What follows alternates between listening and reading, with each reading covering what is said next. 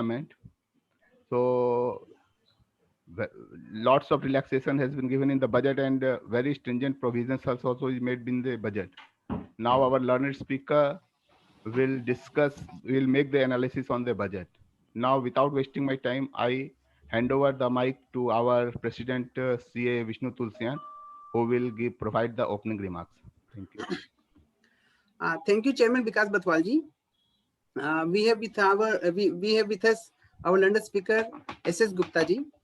As friends, we all know that this budget has brought very progressive provisions and amendments in the existing Income Tax Act. Some of them are जैसे कि उन्होंने settlement commission को हटा दिया, उन्होंने ITAT को faceless कर दिया, उन्होंने कई तरह के रीओपनिंग प्रोसेस को डिफरेंट तरीके से मॉडिफाई किया है, जो कि डिटेल्स में गुप्ता सर बताएंगे हम लोग को।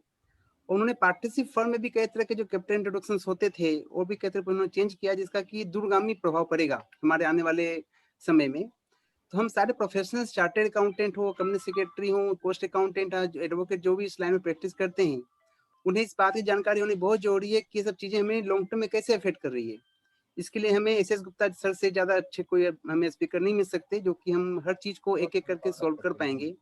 और आप सबों से ये निवेदन है कि अपने हर क्वेश्चंस को आप चैट बॉक्स में डालें, ताकि हम गुप्ता साहब से रिक्वेस्ट करके उनके हर क्वेश्चन को रिप्लाई करवा सकें। इस उद्देश्य के साथ में हम लोगों ने प्रोग्राम करवाया है। चूंकि मैं वीआईपी का प्रेसिडेंट हूँ, तो मेरा ये ड्यूटी बनता है कि मैं अपने वीआईपी बारे में कुछ बताऊं। तो गुप्ता साहब, हमारे 800 मेंबर के आसपास हैं हम लोग। ओके। और हमारी एसोसिएशन सिर्फ सीए की एसोसिएशन है, और we are the first CA association in India जिन्होंने यंग चार्टर्ड अकाउंटेंट के लिए बेनिफिशियल पॉलिसी बनाई है। इस पॉलिसी में सर क्या है कि जनरल मेंबर्स के लिए हम लोगों ने जो फीस रखी है, उससे रिड्यूस प्राइस पे हम लोग यंग मेंबर को लेते हैं, जो कि हमें 3 साल तक की मेंबरशिप होती है in the line with CA. जैसे एसी एसीएस होती है ना सर, वैसे ही हम लोग की भी है। और ये हम लोगों ने अभी जुलाई मंथ में फाइनल किया था। इसके अलावा हम लोगों ने एक नया सर चालू किया है कि हमारे 800 मेंबर के बीच में हमारे पास कई टैलेंट हैं जिनको हम लोग रिकॉग्नाइज नहीं कर पाते, पहचान नहीं पाते हैं। तो हम लोगों ने अभी एकलव्य बोल के नया अवार्ड चालू किया है, जिसके अंदर हमारे मेंबर्स के बीच के जो टैलेंट हैं, चाहे वो मदर फादर हो, स्पाउजेज हो, बच्चे हो, दादा दादी हो, कोई भी हो जो वीआईपी मेंबर हो, तो हम उनको अवार्ड दिए हैं। और इसमें अभी हम लोग को बहुत आश्चर्य हुआ कि हम लोग के अंदर इतने अच्छे मतलब स्पीकर्स हैं, टैलेंट हैं, जिनको देख के हमें काफी अच्छा लगा। ये भी हम लोगों ने चालू किया इस बार में। इसके अलावा हम लोग टेक्निकल नॉन टेक्निकल प्रोग्राम हमेशा करवाते ही रहते हैं। जूम पे भी हम लोगों ने इंटरनेशनल लेवल पे काम किया है और काफी अच्छा प्रोग्रेस हम लोग मिला है, सपोर्ट मिला है। हमारे मेंटर साहब आरके विद्यासागर जी किसी कारण से किसी प्रोग्राम में फंस गए हैं, वो आ नहीं पा रहे हैं, तो हम शॉर्टकट में वापस विकास बथवाल जी की ओर जाते हैं, वो इस प्रोसीडिंग्स को आगे लेके जाएं और हम सबों को गौरवान्वित करें गुप्ता साहब के स्पीच के द्वारा। Thank you very much. Thank you, Vishnu Bhaiya. Vikas ji. I read out the profile of our SS Gupta ji. He is the proprietor of S Swaroop and Company and acquired CA qualification in 1973 at a very early age of 19, securing first rank in Eastern region in CA final examination. He also worked as a vice president finance with the AV Birla Group. He provided expert consultancy of income tax matter to various leading chartered accountants and advocates. He is renowned expert in the field of taxation. Mr. Gupta regularly represents his clients before the appellate authority, ITAT and CIT appeals. He has represented cases in various tribunals across the country: Calcutta, Delhi, Bangalore, Allahabad, Patna, Cuttack, and Guwahati branch.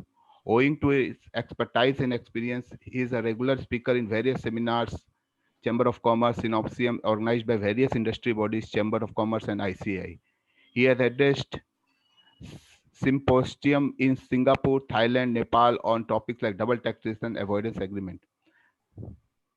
He is a life member of ACAE, DTPA, and Director Committee of ICI, Merchant Chamber of Commerce. He has traveled widely throughout the world: USA, UK, France, Switzerland, Dubai, Kuwait, Singapore, Hong Kong, Indonesia, Malaysia, Thailand, and Nepal, etc. We are very happy that today SS Gupta is with us.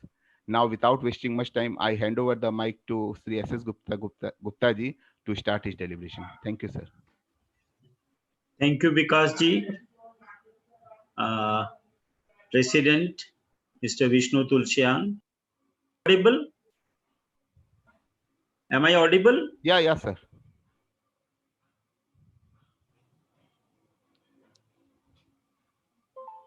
Yes, sir आप unmute कीजिए गुप्ता साहब. हाँ हाँ, अभी आ रही है. हाँ आ रही है. Yeah. वापस हाँ अब आ रही है. Good morning, friends, good morning. and dignitaries. First of all, I convey my heartfelt thanks for VIPCA for having invited me to share my understanding, which have been presented by the Honorable Finance Minister on 1st of February 2021.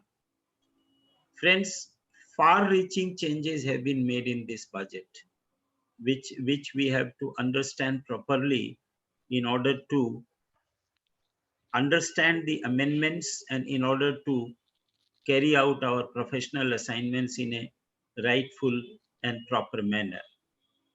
Friends, without going into the nitty-gritties, I will take up some of the important amendments which have been proposed by this budget 2021.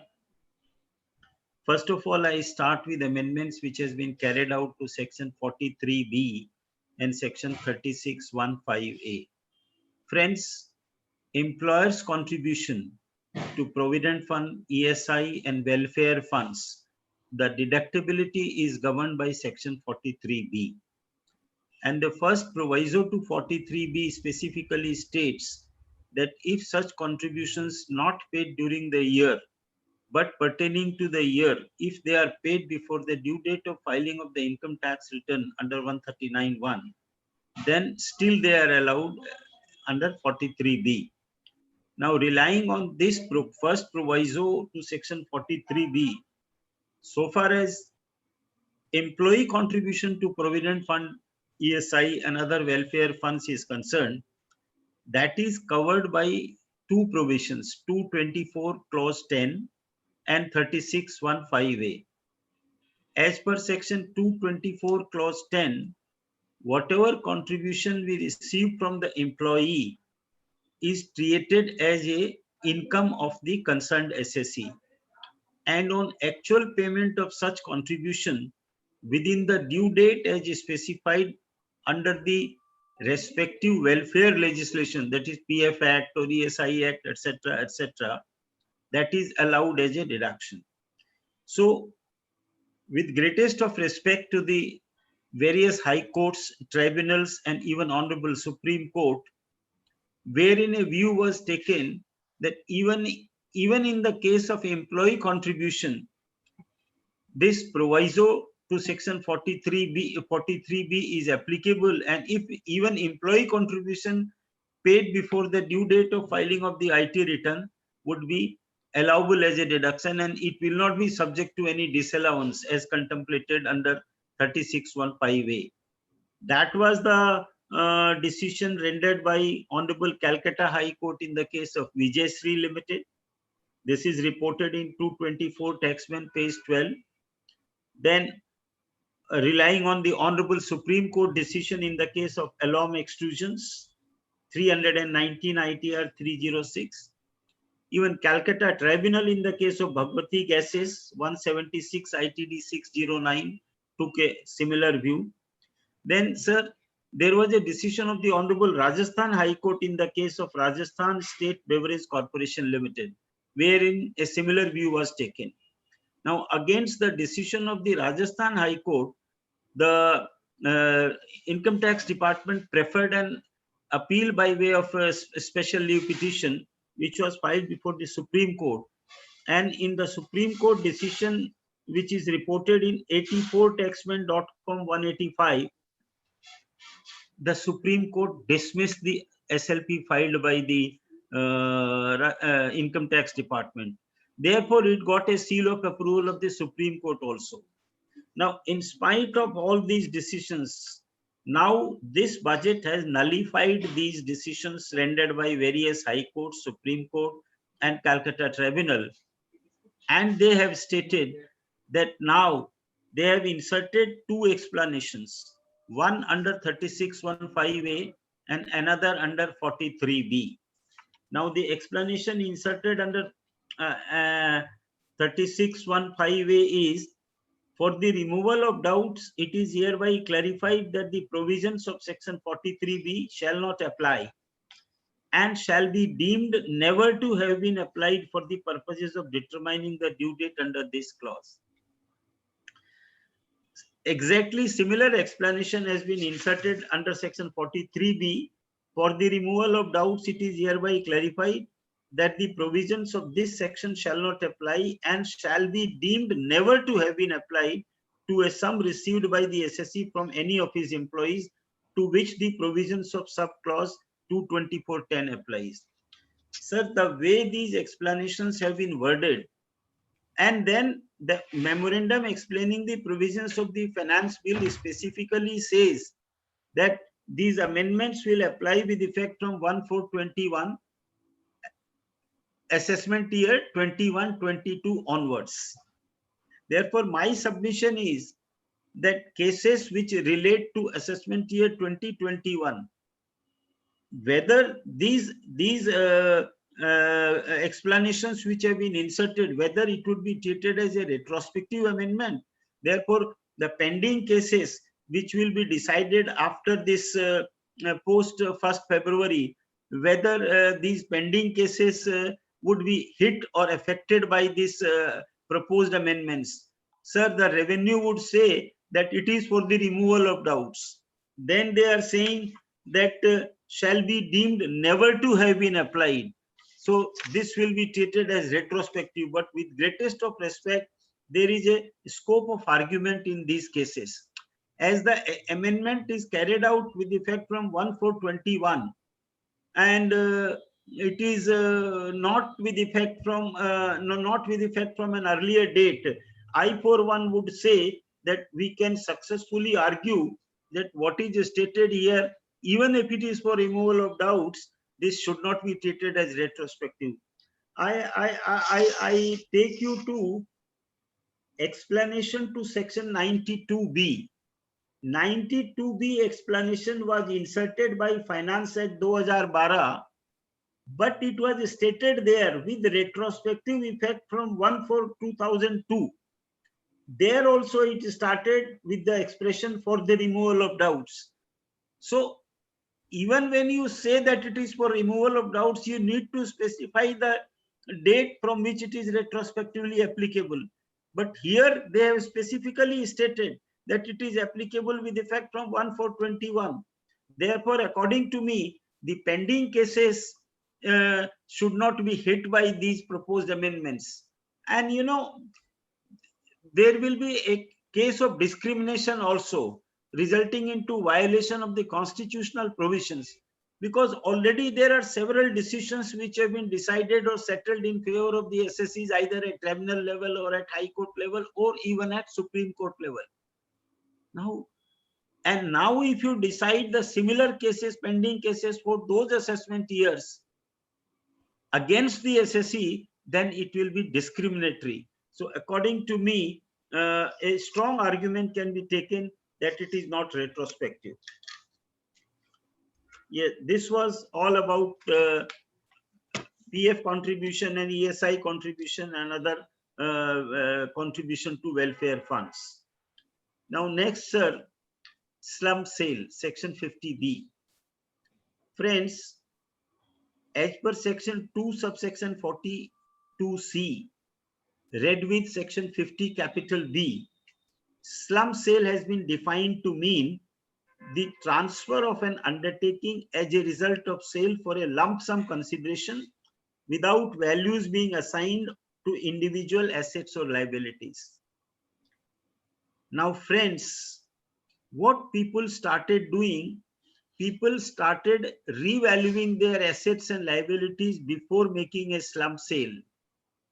And thereafter, they used to enter into a transaction for a lump sum consideration, but the consideration was discharged in the form of shares or bonds, that is not in the form of money, but in kind. And you know, then they started arguing that when you read the definition of transfer as given in section 247, which says that transfer includes a sale, exchange, or relinquishment of rights in any manner. Now they say when 242C specifically says that transfer of an undertaking as a result of sale, they said if the transfer is not as a result of sale but as a result of exchange, then in that situation these provisions are. Hello? Hello. Am I audible? Yes, sir. Yes, we are audible, sir. So then it can be, then it was argued before the courts that what is sold as a result of consideration in the form of bonds or shares, then it is not as a result of sale but as a result of exchange. See, there is a decision of the Supreme Court which is reported in 66 ITR page 725. It says transfer of assets to a company in consideration of allotment of shares is exchange and not sale.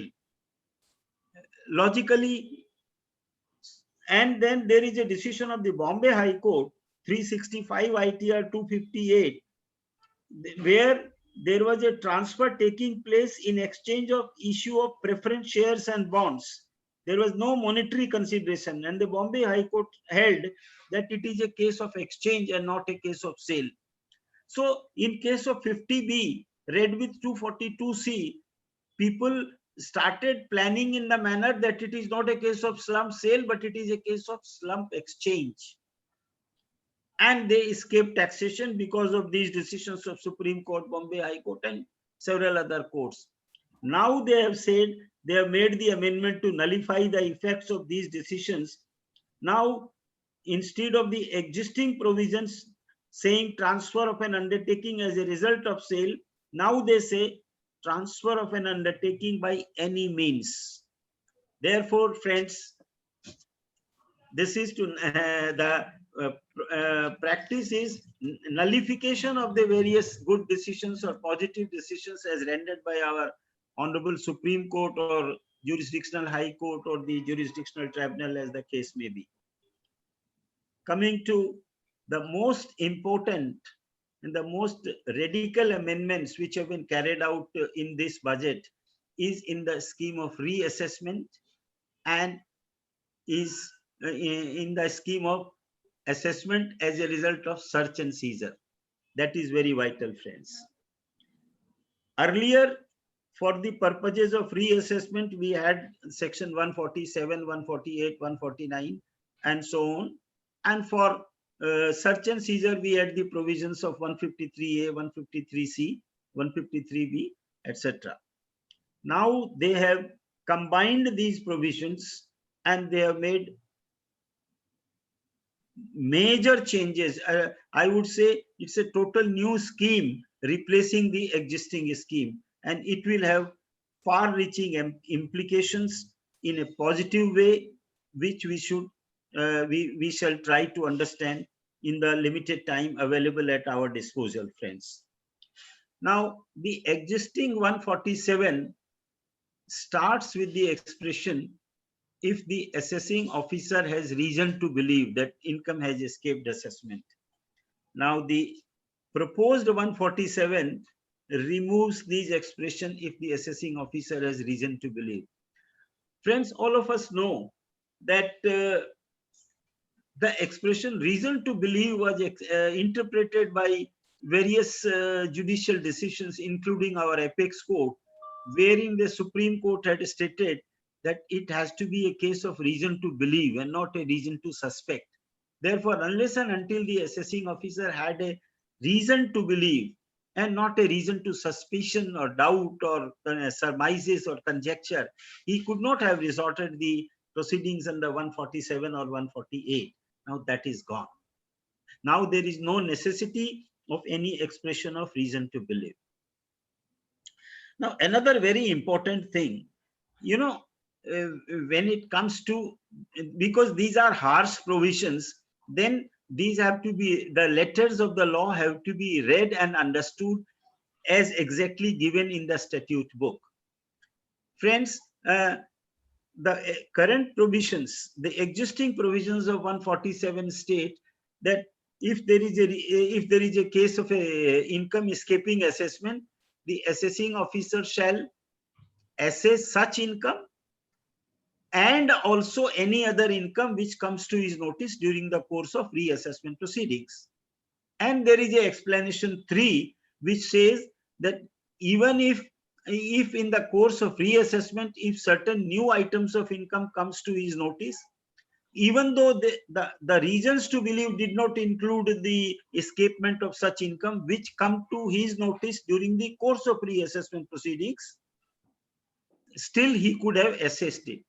Sir, this created a lot of controversy, and there was a good amount of scope of legal arguments, which I also had an occasion to argue before the Calcutta Tribunal, wherein in my case, there was a notice issued under 148, which says that you have taken loans from these accommodation entries loans from these companies, and you have paid an interest of 15 lakhs of rupees to these entities. Therefore, this 15 lakhs has escaped assessment. That was the content of the 148 notice. Ours was a case of a real estate company. Our project was under construction. So what we did, we made the expenditure on construction and development, and including this interest of 15 lakhs, we capitalized everything. Therefore, we never claimed any deduction of this 15 lakh. So we replied to the assessing officer that we refer to this notice, wherein this 15 lakhs is the escapement of income on account of interest paid to these loan providers. As we have not claimed this amount as a deduction, as we have charged it to capital work in progress, and therefore there is no claim. So unless and until this, in absence of any claim, there cannot be a case of escapement of income. So the assessing officer did not accepted this contention, assessed this income of 15 lakhs, and also assessed the loans taken from these parties to whom this 15 lakh interest was paid, which amounted to 5.5 crores. So the assessment was made at a figure of 5.5 crores plus this 15 lakhs. And he relied on that explanation 3, which says that even if such income comes to the notice of the AO during the course of reassessment, they can so. When the matter was carried to CIT appeals, at that time we were engaged for arguing the appeal, wherein I took a plea that 147 provision says assess such income and also other income. So therefore I said, unless and until such income is assessed or assessable, in absence of accessibility of such income, there cannot, the ITO does not get any power or right to assess other incomes, because the foundation collapses. And fortunately, CIT appeal decided in our favor. Thereafter, the department carried the matter to Calcutta Tribunal, and in Calcutta Tribunal also, we argued similarly that as the original income, which was the reason to believe, was not claimed as a deduction, therefore it was not accessible as a income, therefore he does not get a jurisdiction to travel further, and Calcutta Tribunal decided in our favor. Sir, before the Calcutta Tribunal, I relied on decisions of Jet Airways for similar views taken by Honorable Bombay High Court, Ranbaxy, Delhi High Court, and then our case was also decided in our favor. Friends, what I submit in the proposed amendments, if you read section 147, which I will read for you, friends, that is on page 46 of memorandum. Finance. Yeah. 147, if any income chargeable to tax in the case of an assessee has escaped assessment for any assessment year, the assessing officer may, subject to the provisions of 148 to 153, assess or reassess such income or recompute the loss or the depreciation. So they have silently ignored these expressions and also any other income that is absent. In the explanation, they have repeated what is contained in explanation, existing explanation 3. That is, for the purposes of assessment or reassessment, the AO may assess or reassess the income in respect of any issue which has escaped assessment, and such issue comes to his notice subsequently in the course of proceedings under this section. So friends, when you read the notes, you know, when the budget has been presented, we have been given this finance bill, then notes on clauses also. But the notes on clauses specifically says that the assessing officer shall assess such income and also any other income which comes to his notice. Therefore, according to me, the existing arguments which have been argued in the case of Ranbaxy, Jet Airways, and by me in our matter before the Calcutta Tribunal, I think this can still be continued and this can still be argued. Another fundamental change which has been made in the scheme of reassessment is that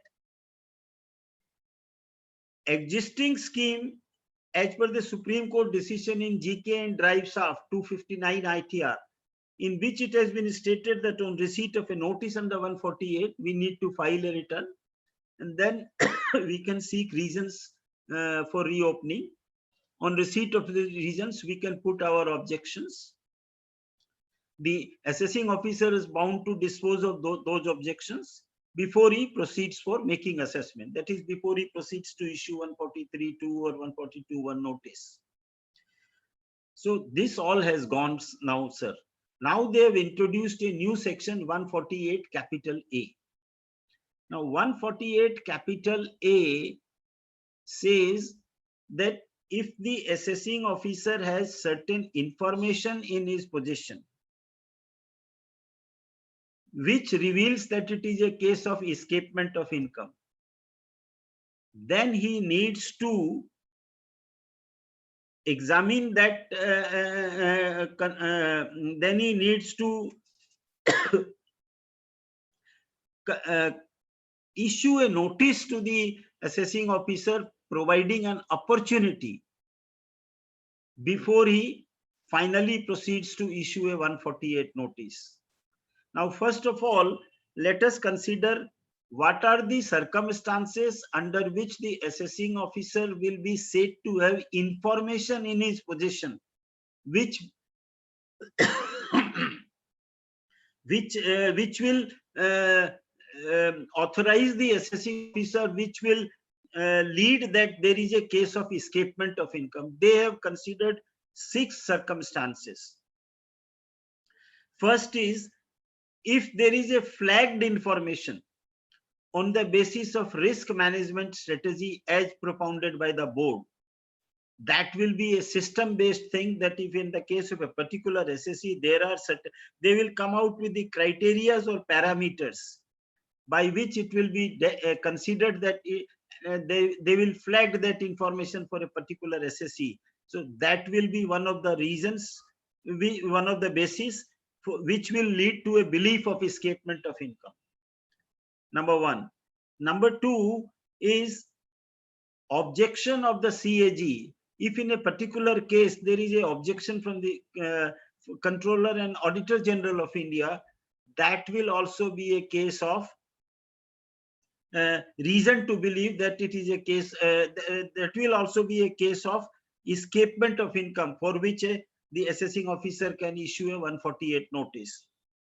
Number 3, if search and seizure operations have been carried out in the case of the SSE, then it will constitute a case of belief of escapement of income on the part of the AO for the preceding 3 years. Then a very important thing which will now be operative, that if a survey operations has been carried out under 133 capital A, then this will also be a basis for issuing a 148 notice. So 4 चीज हो गई. Number 5 is that if a search has been carried out in the case of a third person, and if some assets are discovered or seized from that search which belong to this SSE, then for this SSE it will constitute a basis for issuing 148 notice. Similarly, this was number 5. And the last, if a search has been carried out in the case of a different SSC, but some documents or some books of accounts are found in that search which pertain to this SSC. So for this SSC, it will be case of one of the basis or criteria for which a reassessment notice can be issued. So these are the 6 circumstances. Friends, when you have these 6 circumstances, before issuing a notice under 148A, the ITO will have to provide me an opportunity of being heard by saying that this is what is leading me to believe that it is a case of escapement of income. So for this purpose, he will have to give me a notice of minimum 7 days and maximum 30 days. Based on that, the SSC will have an option and opportunity of putting its objections and reply to that initial 148A notice. And after considering my submissions and representations and replies, the assessing officer under 148A small d has to pass an order whether it is a fit case for issuing 148, and then he can serve me a notice under 148 along with a copy of the order under 148 capital A. Therefore, sir, the question of reason to believe is no more there. Question of disposal of objections is already taken care of under 148A. So this is totally revamping the whole thing. Next, sir, the another very important thing is time limit for issue of notice.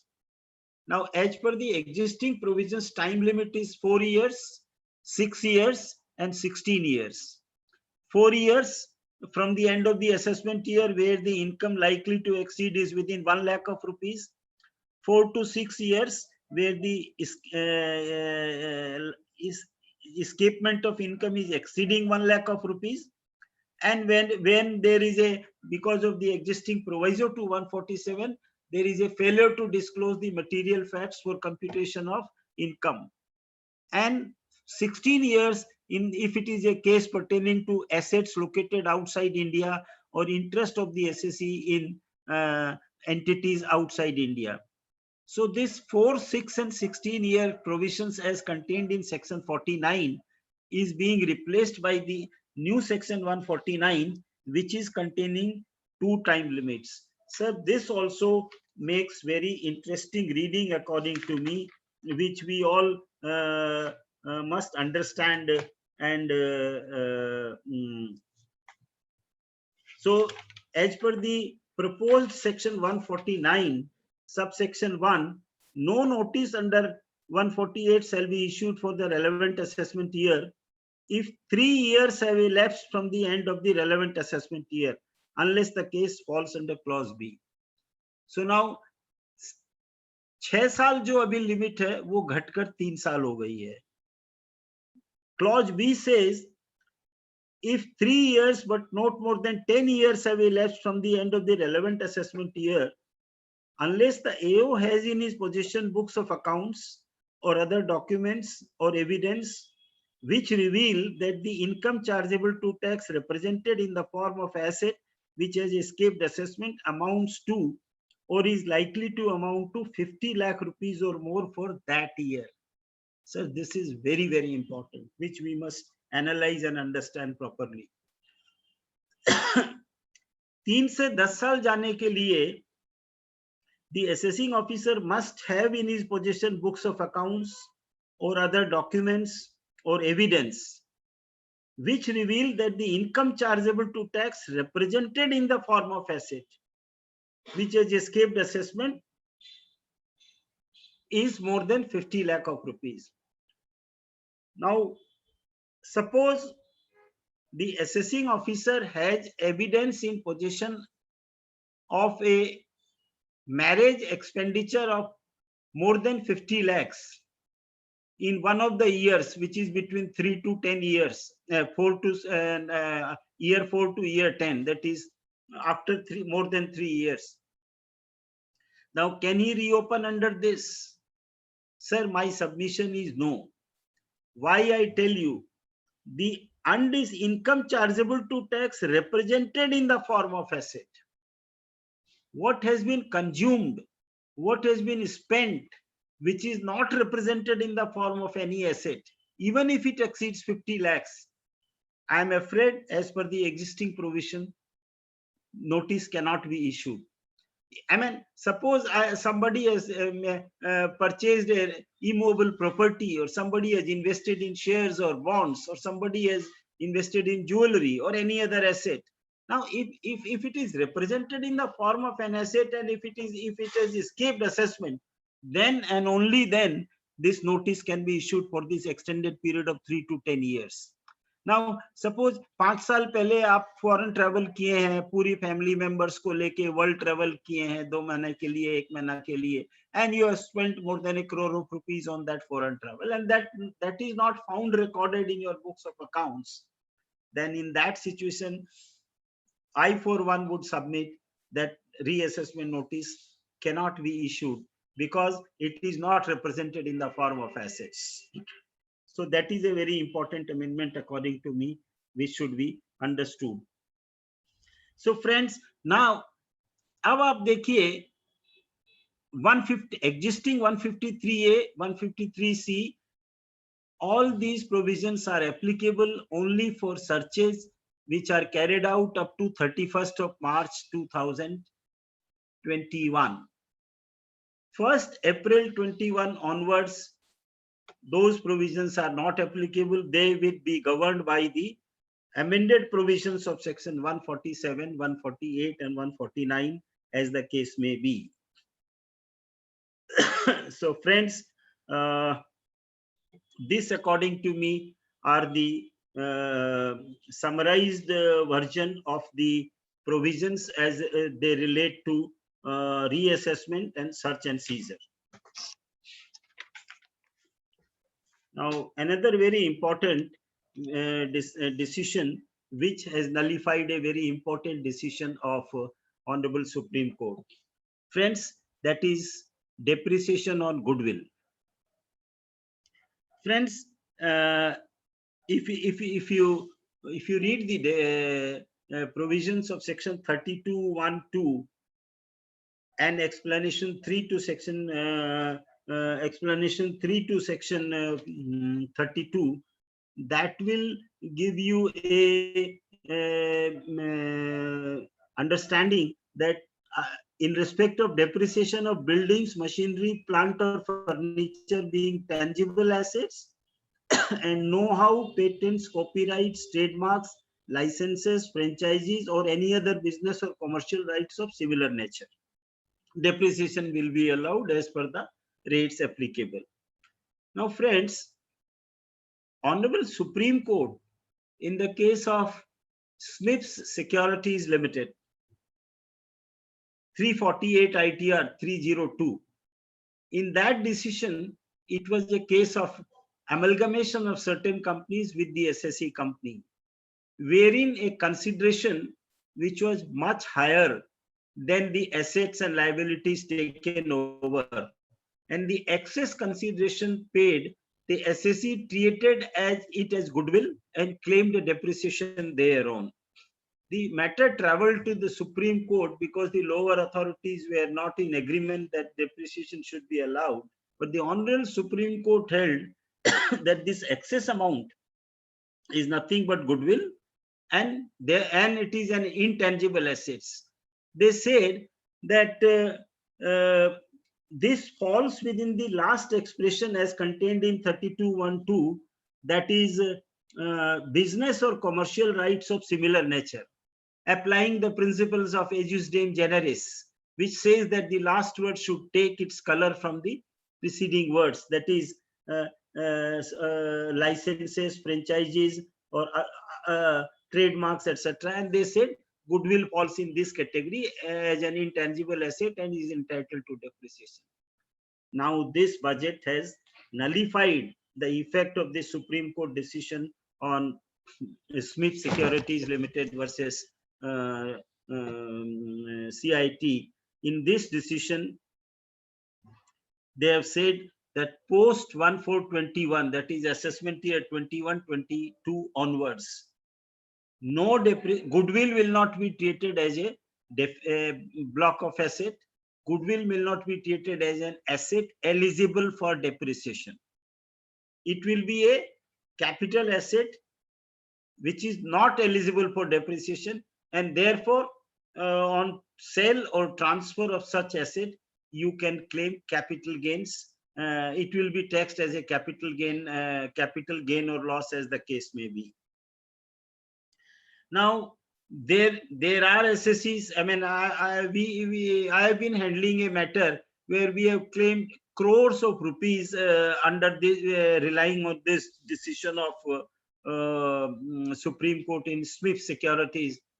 और 20-21 तक हम लोगों की for 4-5 years the department is not allowing, and we are in appeal, but we are reasonably hopeful that because of this decision we will be allowed. And now, because of this amendment which says that depreciation allowed up to 31/3/2020 will be reduced from the I mean the WDV will be treated as the cost of the asset. But हमको 20-21 financial year से depreciation नहीं मिलेगा. So friends, now this is to nullify the effect of this Supreme Court decisions. So which is a very important, which I thought I should share it with you. Now friends, coming to certain other amendments, like this 44AB tax audit limits threshold has been enhanced. Friends, all of us know that as per section existing 44AB, the threshold limit is 1 crore. But for those assessees who are dealing, where transactions are in non-cash modes, that is digital mode or banking mode, and the cash transactions, that is cash receipts or cash payments, do not exceed 5% of the total cash receipts or total payments, then the limit is 5 crores. This 5 crores is proposed to be enhanced to 10 crores effective assessment year 21-22. Sir, इसमें what we have to understand that this यहाँ भी 5% की condition है कि total cash payments or total cash receipts are within this limit of 5%. But friends, even all cash payments will include all payments, whether on revenue account or on capital account. And cash receipts will include all receipts, whether capital receipts or revenue receipts. Say you are making payments to the proprietor, say you are making cash payments to the partners. All those will also be considered as, you will have to consider to decide this 5% limit. So one has to be careful on that score. Now, my submission is,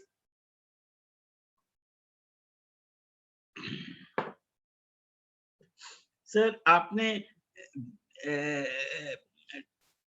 business एसएससीज के लिए तो आपने 5 करोड़ की limit को 10 करोड़ कर दिया.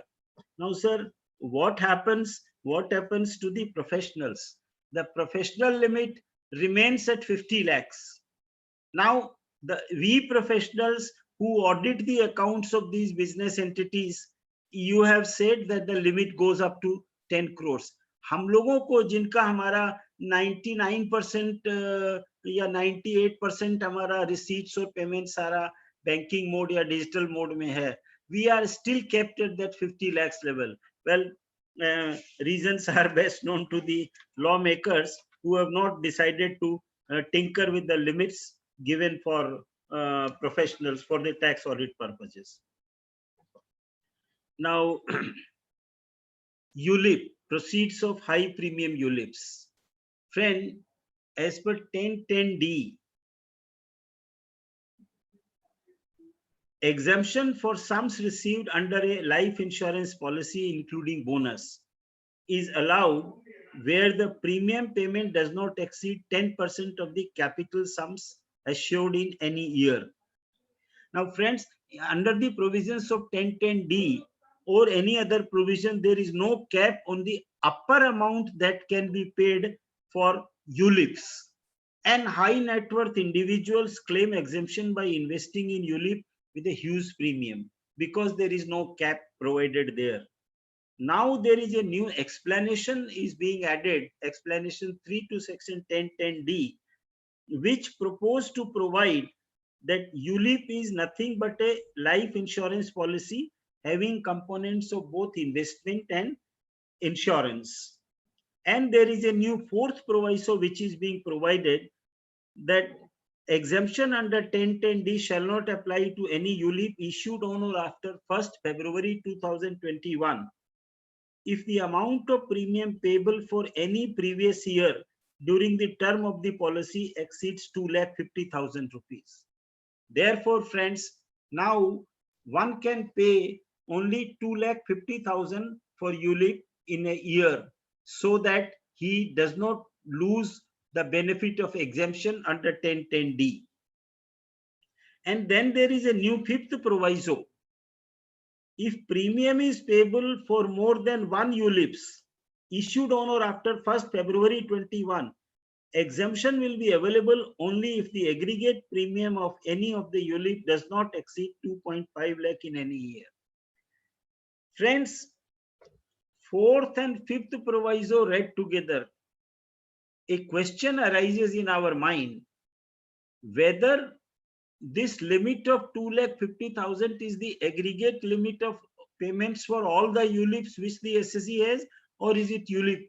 Am I permitted to invest in 5 ULIP or 6 ULIPs, and for each ULIP, if my payment is less than 2,50,000, do I lose the exemption of 1010D?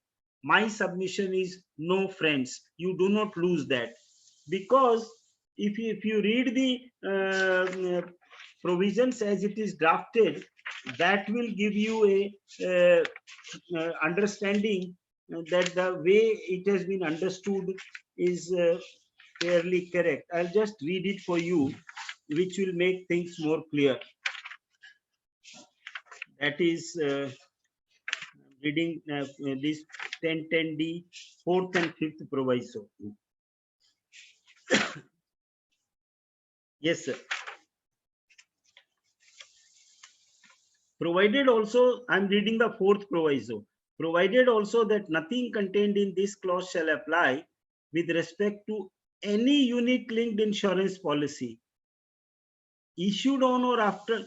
So it says with respect to any unit-linked insurance policy, that is a singular term is there, issued on or after 1st day of February 21. If the amount of premium payable for any of the previous year during the term of such policy, so they are being specific that it is policy wise, exceeds 2,50,000 rupees. That is fourth proviso. And fifth proviso makes it more clear. Provided also that if the premium is payable by a person for more than one unit-linked insurance policies. So here they are talking, I can go for more than one unit policies issued on or after 1st day of February 21. The provisions of this clause shall apply only with respect to those ULIPs where the aggregate amount of premium does not exceed the amount referred to in the fourth proviso, that is 2,50,000, in any of the previous year during the term of any of those policies. Sir, अगर मैंने एक से ज्यादा ULIP लिए हैं, then they will give me the exemption only in respect of those ULIPs where the payment for an individual ULIP does not exceed 2,50,000.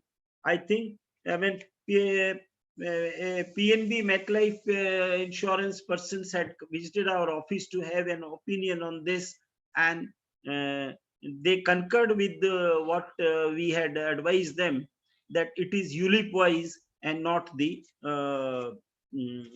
cumulative or aggregate premium of all the ULIPs. So that is what, and now a question will arise, what happens to those ULIPs where you don't get the benefit of 1010D, where the premium paid is more than 2,50,000? Friends, they have made the amendments to say that such ULIPs will be treated as capital asset. They have made the amendment to the definition of capital asset by amending section 2 subsection 14, that when due to fourth and fifth proviso, if it is not getting benefit of 1010D, then it will be a capital asset within the meaning of and then they have said that the provisions of capital gains will also apply. So new section 45(1)(b) is sought to be proposed to provide, and then rules will prescribe how the capital gain will be computed. And then they have also amended section 111A and 112A, that these provisions shall apply on sale or redemption of such units. So the benefit of long-term capital gain taxation at a reduced rate of 10% or short-term capital gain taxation as a reduced rate of 15% will be available to these entities. These ULIPs, which are not getting the benefit of 1010D due to fourth and fifth proviso. So this is, friends, according to me, is regarding these ULIPs. Now, employee contribution to Provident Fund in excess of 2,50,000. Friends, there is a mandate that minimum 12% contribution has to be made, subject, and that the employer has to contribute its portion, and the employee also contribute. Now, as because on this EPF, Employees Provident Fund, the rate of interest is 8.5%, which is exempt in the hands of the employee. Many employees plan their affairs, they contribute a huge sum as their own contribution because they are getting 8.5% tax free, which they consider is a much better return when it comes to, when you compare it with the other fixed deposit returns or other returns which are taxable also. So therefore, employees were HNIs or high paid salaried employees were contributing a huge sum and were getting a tax-free returns. Now this budget has said that effective 1st of April 21, they have made amendments to section 1011 and 1012 to say that if you contribute more than 2,50,000 per year as your contribution as an employee, the interest in excess contribution will be taxable in your hands as income from other sources. And the Employee Provident Fund Trust or the organization which will give you the credit or payment credit of this interest, they will deduct TDS on this excess contribution. Like suppose you have contributed 3.5 lakh. Now the excess contribution of 1 lakh, which will fetch you an interest as per the existing rate of say 8.5, that is 8,500. So EPF will deduct TDS on 8,500, and this 8,500 will be considered as your income from other sources. So you need to plan your affairs accordingly, effective 1st April 21. And that amount which is included as income from your other sources will be taxed as per the slab rate taxation. Now, friends, a benefit is sought to be given by amending section 194P. That is benefit to resident senior citizens who are 75 years and above. Friends, now we have 3 categories of senior citizens: 60 years and above, 75 years and above, 80 years and above, super senior citizen. Sir, this reminds me of the time when, long back, the Ministry of Railway in this country used to treat citizens above 55 years of age as senior and used to give them concession. At that time, the senior citizens criteria in income tax was that you must be 65 years and above. So I had pointed out and raised an objection in a public fora, and I had stated that one wing of the government of India, that is Ministry of Railway, and the other wing of the government of India, that is Ministry of Finance, why they have two criteria for treating a person as a senior citizen? एक जगह हम 55 साल में senior citizen होते हैं, एक जगह हम 65 साल में सीनियर सिटीजन होते हैं. Then it was heard and understood by the then government, and they made amendments in both the ministry, by Ministry of Railway as also Ministry of Finance for income tax purposes, and this was brought at 60 years. लेकिन बाद में फिर ये 60 के बाद ये एक 80 super senior citizen आ गया और ये बजट 75 साल का ले आया. Anyway, now what is the proposal under 194P?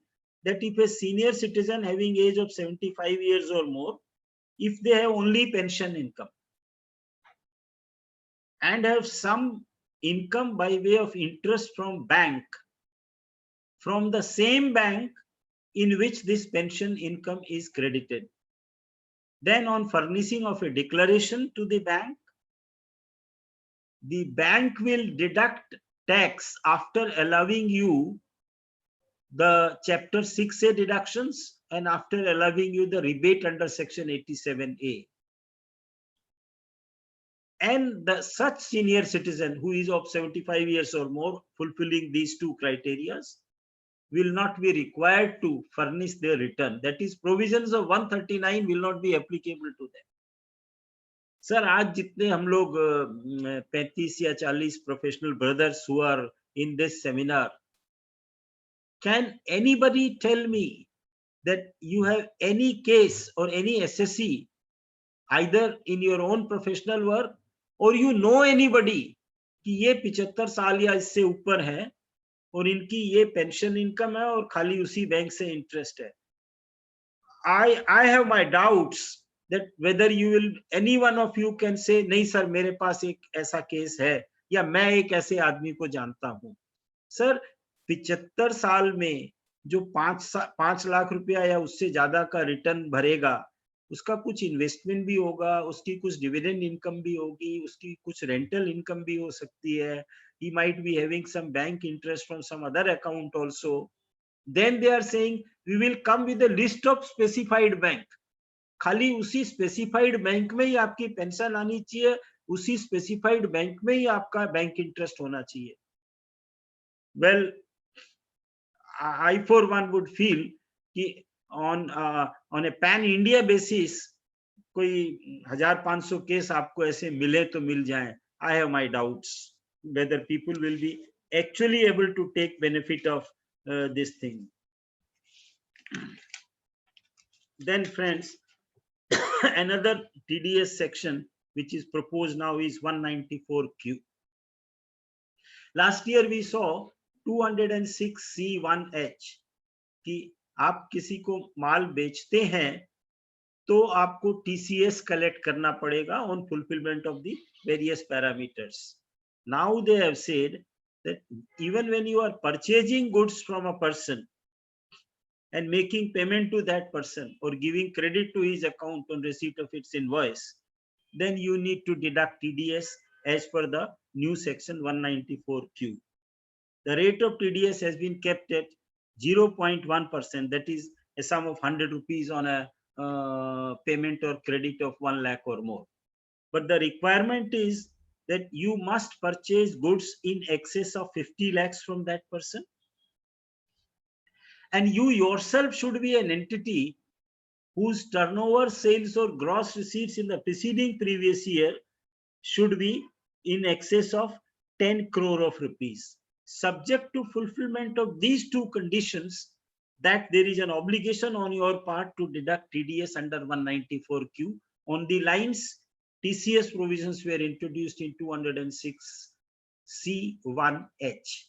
The distinction between these two provisions is that 206C1H, the liability to collect tax arose on receipt, not on raising bill or not at the point of debiting the accounts of the buyer.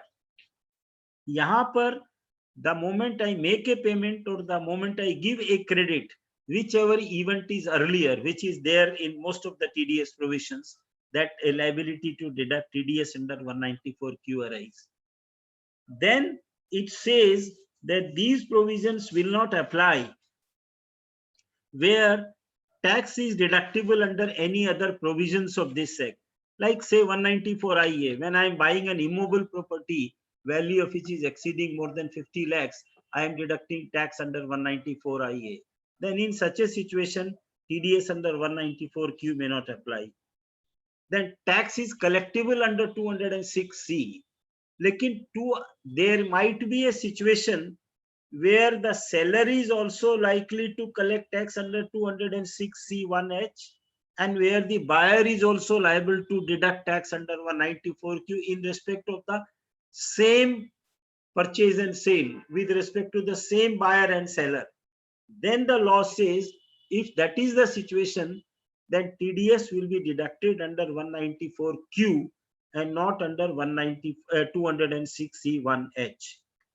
So friends, and they have also amended the provisions of 206AA, which says that in case of non-availability of PAN, a higher rate of 20% will apply. Now, since the TDS rate here is 0.1%, for 194Q, if there is a non-availability of PAN, then the maximum rate will be 5% and not 20% as it is in other cases. Now, sir, another stringent provision, another stringent amendment in relation to TDS provisions is carried out by insertion of new section 206AB oblique 206CCA. Sir, 206AA provided that अगर PAN नहीं available है तो हमको higher rate apply करनी पड़ेगी, which was maximum of 20%. और accordingly 206CC उसमें भी ये है कि अगर PAN नंबर अवेलेबल नहीं है तो मैक्सिमम रेट अप टू 5% है. अभी department says the government feels that not only those assessees who don't have PAN should be punished, but there may be assessees who may be having PAN but they are not filing returns. So even those assessees should be punished. So उनके लिए इन्होंने बोला है कि if I am making payment to entities who are not non-filers, I mean who have not filed their returns for the last 2 years, for which the due date of filing of return under 139 has expired, then in that situation I have to deduct TDS at a higher rate up to 20%. और उसी तरह TCS में अगर जिससे हम tax collect कर रहे हैं, if that collectee has not filed the returns for the last 2 years for which this due date of 139(1) has expired, then higher rate of 5% will be applicable. और जहां दोनों प्रोविजन एप्लीकेबल है 206AB और 206AA, तब दोनों में जो higher rate है that is the maximum rate of 20% will be applicable. And similarly 206CC और 206CCA जहां दोनों एप्लीकेबल है वहां पर भी हमको 206CC की हायर रेट एप्लीकेबल होगी. So this is to furnish those entities who are non-filers, जो रिटर्न अपना नहीं फाइल करते हैं, उनको ये पनिशमेंट प्रपोज किया गया है. Another condition is that this TDS or TCS in the case of these deductees or collectees, जिसके ऊपर ये प्रोविजन एप्लीकेबल होंगे, जिन्होंने 2 साल के, उनके 2 साल के TDS या TCS के फिगर भी 50,000 से ज्यादा होंगे. अब एक सवाल इसमें ये उठता है, as a pair how do I recognise, how do I find out कि सामने वाले ने 2 साल के रिटर्न फाइल किए हैं कि नहीं किए हैं, या उसका TDS TCS का अमाउंट कितना है इन दोस 2 years. Sir, for this purpose it is understood that the department will provide a utility wherein if you insert the PAN of a particular deductee or collectee, that you will come to know as to what is his return filing status, what is his TDS or TCS figures for the preceding 2 years. There might be a situation where you are dealing with the entity who is just newly born, usko ek hi saal hua hai ya usko 2 saal pure nahi hue hain, या there might be a situation जहां मैंने 2 साल में 1 साल का return मेरा file है, 1 साल का नहीं है. According to me, such assessees will not be hit by these provisions. Even if I have filed returns for 1 year, the deductee or collectee, these provisions will not be applicable. Now, friends, certain amendments to charitable trusts, religious and charitable trusts. Friends, 1023C and section 11 deal with these provisions. Now, corpus donations are exempt. Corpus donations received by a 1023C entity are exempt as per explanation to third proviso and as per section 11(1)(d). Now, abhi law kya bolta hai? What trusts used to do, they used to take donations for their corpus and they used to apply such donations received and claim it as an application of income. So the government feels कि आप एक तरफ तो corpus donations को receipt करते हो तो वहाँ exempt होता है and then आप उसी को application treat करते हो. So it amounts to a dual benefit. So उन्होंने बोला है कि corpus donations received when applied cannot be treated as an application. You have to invest it in 11(5) modes. So application out of corpus not to be considered as application.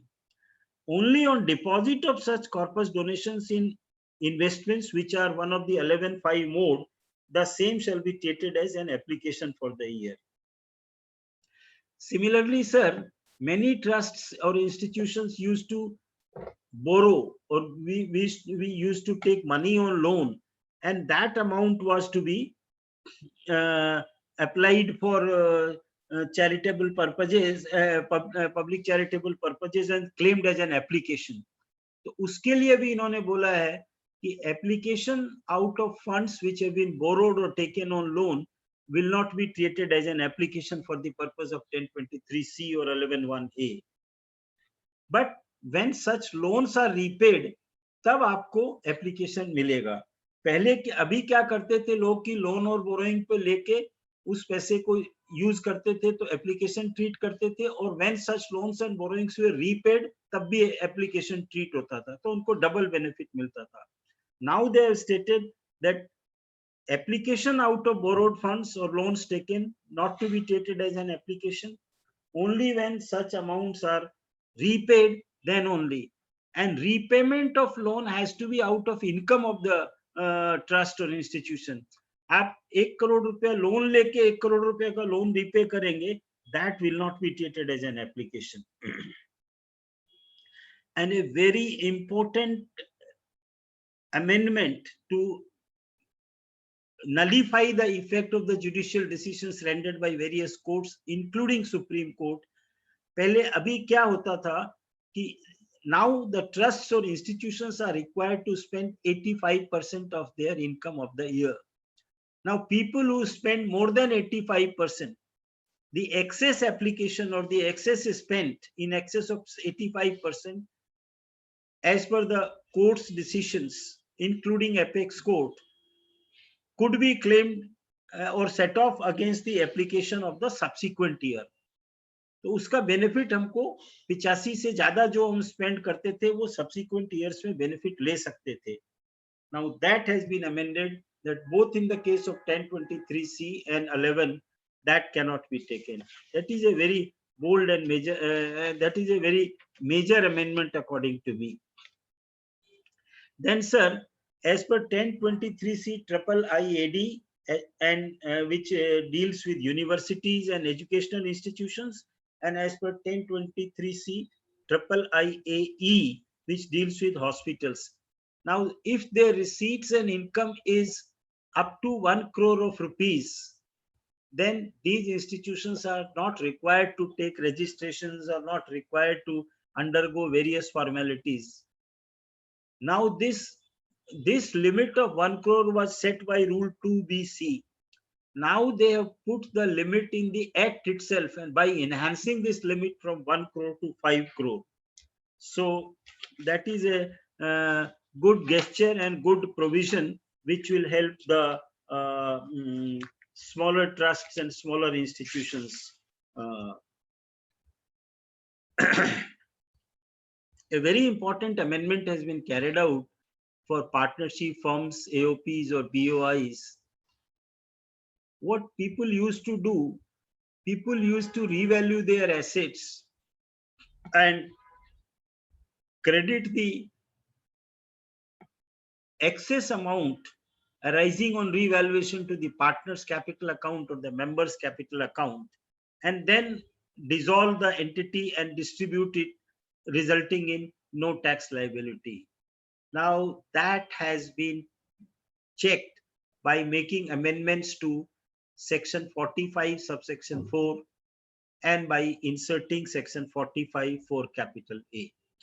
Now what has been done is that as per 45(4), when assets are distributed, when capital assets are distributed on dissolution of a firm, association of person or a body of individuals, then in that event, the fair market value of those assets on the date of distribution will be considered as full value of consideration, and capital gains, if any, will be taxed in the hands of the firm, AOP or BOI. That will be treated as a specified entity. And the specified person, if it gets anything in excess of his capital contribution, that is balance in his capital account, which will not include any amount on account of revaluation of assets, that is before revaluation, then any amount paid in excess will also be treated as a capital gain and treated accordingly as income of the specified entity, that is the firms will be taxed, or AOP will be taxed, or the BOI will be taxed. Likewise, 45(4)(a) deals with distribution of money or any other asset. 45(4) deals with distribution of capital assets. 45(4)(a) deals with distribution of money or any other asset. Trading asset भी हो सकता है, stock in trade भी हो सकता है. That is assets which are not capital assets. Other than capital assets, if something is distributed, that comes under 45(4)(a), and 45(4) deals with capital assets. So 45(4)(a) also identically says that the value of the money, because cash और bank में तो कोई valuation में change नहीं होगा, and the fair market value of the other asset, that will be considered as the consideration, and the balance in the capital account without considering any revaluation will be deducted, and the excess amount paid, if any, will be treated as income of the firm, AOP or BOI, as the case may be. So ये जो revalue करके हम लोग करते थे, like this is to nullify the effect of a decision like the Supreme Court decision. Amounts paid to a partner as his share of goodwill of the firm, an amount paid to a partner as his share in the assets of the firm, not accessible as capital gains. Sums paid to the partner in excess of balance in his capital account was held not liable to tax. This was a Supreme Court decision, 236 ITR 515. Now, such decisions have been nullified here. Now, friends, some amendments have been carried out where the provisions have been rationalized, like startups. As per 80 IAC, 100% profits and gains derived from the business in case of a startup, I mean, you can claim 100% deduction for 3 consecutive years out of the 10 years. And there are conditions that turnover should not exceed more than 100 crores and other conditions. But there was a condition that such company or the LLP, which is doing the business of startup, must have been incorporated between 1/4/16 to 31st March 21. Now this outer date of 31st March 21, now it is enhanced to extended to 31st of March 22. Likewise, long-term capital gain arising on transfer of a residential property, that is house or a plot of land, by an individual or HUF. In such a situation, if the net consideration is invested in an eligible startup before the due date of filing of 139(1), and the company purchases plant and machinery within 1 year from the date of subscription, there is a benefit available for sale or transfer of residential property. इसमें पूरा exemption LTCG का tax free हो जाता था. But this was condition was that the residential house or the property must be transferred on or before 31/3/21. Now that is also extended by another year, that is 31st March 22. Now, to encourage sale of residential unit, to give an to encourage this real estate sector for selling of their residential units, amendments have been carried out in 43 CA. You know, 43 CA, there is a safe harbor of 5% earlier, which was increased to 10% last year. Now, mid-year, on 12th November, there was a taxation laws amendment notification, wherein this limit was further increased to 20% safe harbor. That is, if the value of the consideration and the stamp duty value, if the difference is within the limit of 20% of the actual sale consideration, then 43 CA will not get attracted. All of us know 43 CA is on the provisions like 50C provisions were there, that when you compute the capital gain, then sale consideration will be replaced by the stamp duty value. Similarly, when in the case of real estate builders applying 43 CA, when you compute your business income, then stamp duty value will be replaced. But इन्होंने 5 किया पहले safe harbor, फिर 10 किया. Now for residential units transferred between 12 November 2020 to 30th June 2021, this safe harbor has been increased to 20%. And the conditions were that it is a first time allotment of the residential unit, and the consideration received or accruing as a result of transfer does not exceed 2 crore of rupees. So 2 crore तक के residential unit के transfer के ऊपर safe harbor की limit 20% हो गई थी. But 43 CA में तो amendment आ गया था, 56 to 10 में नहीं था, which was also affecting the buyer or the purchaser. Therefore, now this budget makes this amendment in 56 to 10 also to say कि वहां पर भी ये similar amendments हो गए हैं. Now friends, 80IBA, affordable housing, real estate sector, they get 100% deduction if subject to fulfillment. One of the conditions was that the approval of such affordable housing must be taken up to 31st March 21. That is between 1st June 16 to 31st of March 21. Now that is extended by 1 more year to that approval can be taken up to 31st March 22.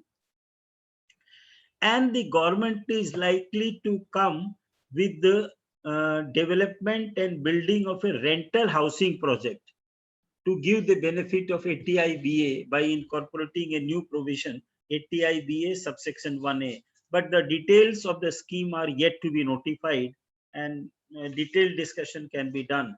But government is likely to come with a developing and building of rental housing project for giving the benefit of 80IBA. Interest on loan taken for a affordable housing residential house property. Now, existing deduction of interest on loan is up to 1.5 lakh by an individual. One of the conditions for availing of this deduction was that the loan must be sanctioned between 1/4/19 to 31st March 21. Now that outer date of 31st March 21 has been enhanced to 31st March 22.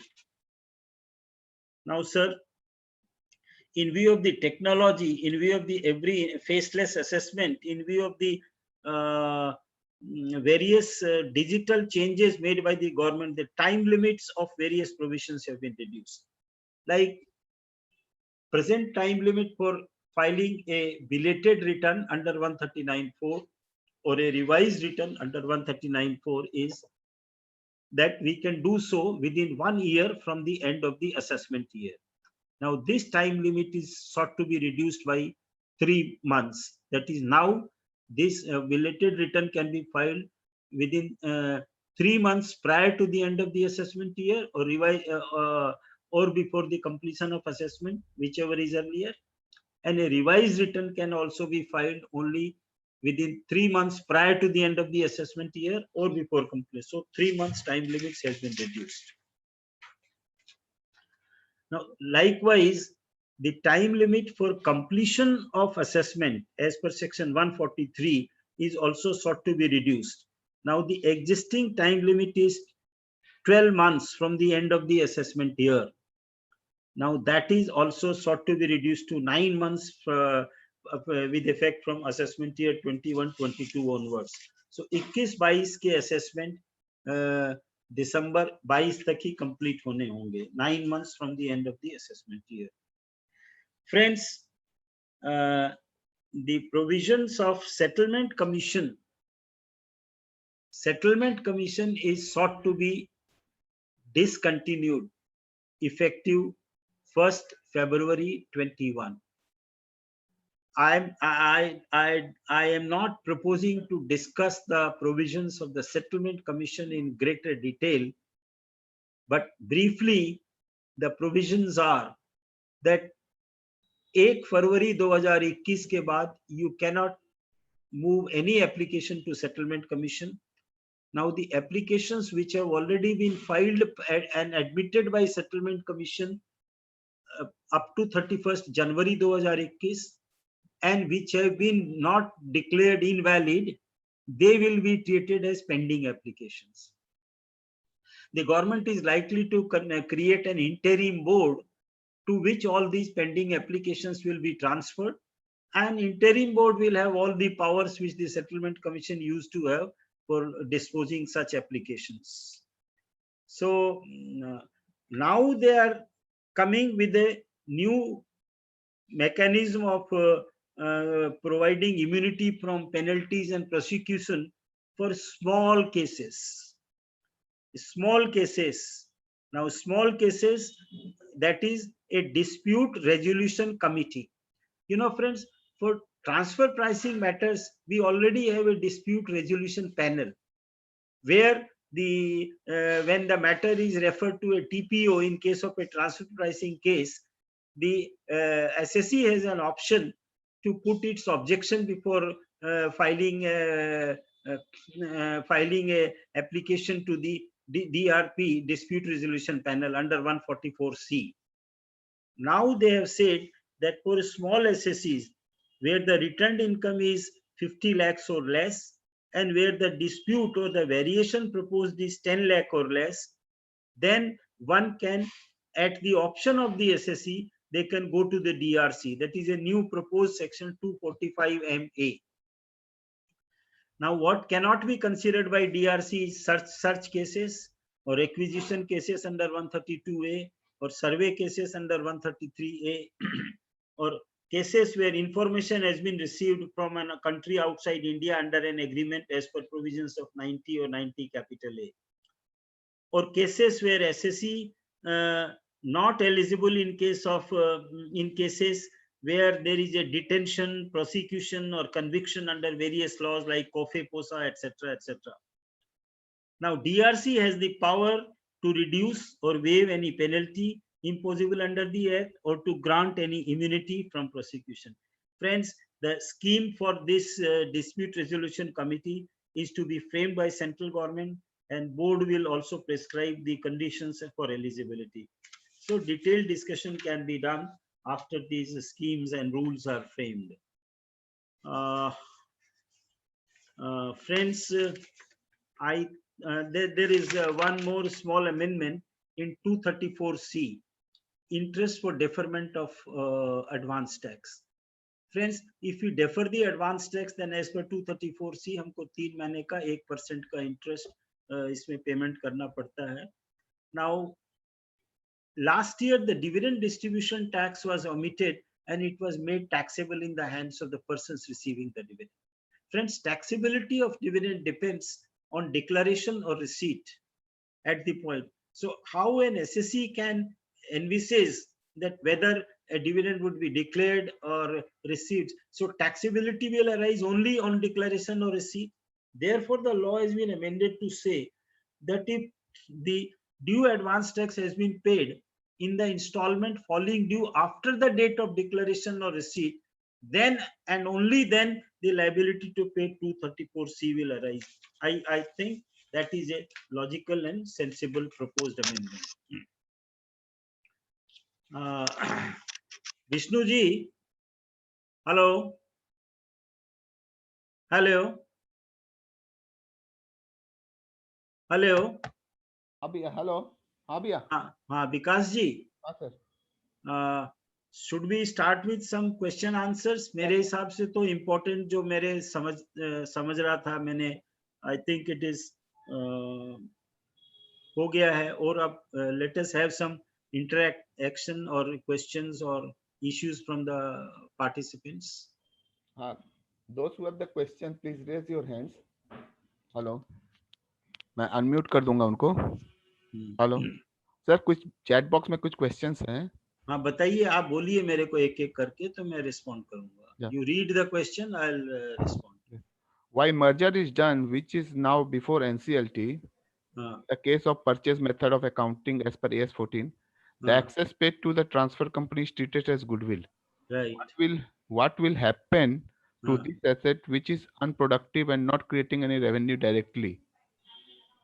Sir, the exact treatment will depend on knowing the correct facts of the case, but the principle which will apply in such a situation would be that the excess amount paid, it will be treated as a goodwill. वहां तक कोई objection नहीं है. The law has not changed. They say it will not be an asset eligible for depreciation. So you will have to follow this AS 14 and create a goodwill in your books of account.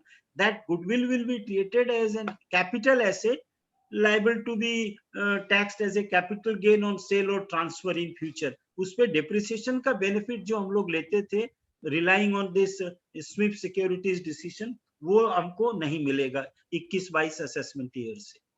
Okay, thank you, sir. Sir, one question from Sumantra Guha. Will the ceiling of rupees 2,50,000 of investment in contributory provident fund applies for general provident fund also? No. When you are contributing to EPF, वो दोनों में amendment आया ना. PPF में तो आपके amendment आया है, लेकिन PPF में तो already 1.5 लाख का limit है अपना. So that does not, according to me, makes any this thing.